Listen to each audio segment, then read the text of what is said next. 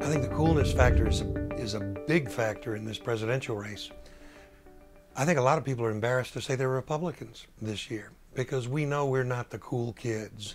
When you look at the media, we're portrayed as the knuckle draggers and the troglodytic anti-woman party. Meanwhile, Barack Obama and the Democrats are the Hollywood, music industry, New York. I mean, gee, they have all the fun.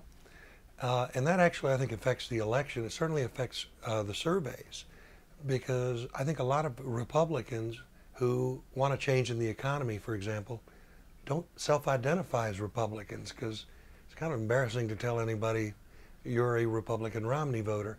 And I think that cost us about 3 or 4 points on surveys, but it also probably has an impact on the vote. There are some people who would just rather, go to the watering hole where the other cool wildebeest are, not the watering hole where the uncool wildebeest are. I think in a lot of ways, this presidential election has been a failure because the moment demanded bigger campaigns than we've given it. And I think those of us who commit punditry and in the news media have a part of that responsibility. We're trying to pick what kind of country we're going to be, what kind of economy we're going to have, how we're going to grow it.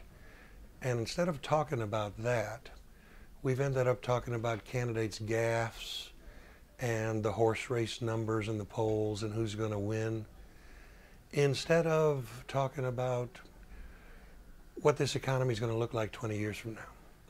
Are we going to survive with this old industrial age economy, or do we need something transformationally different?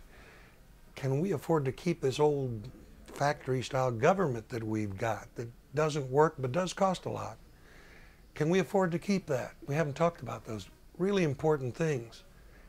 I think this election has been a trivial campaign about a big choice, and that's a disappointment.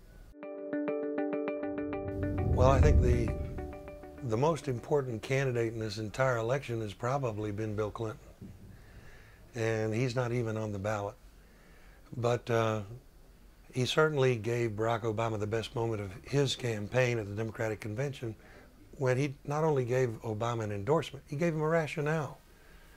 Clinton says, give the kid another chance. He'll do better next time.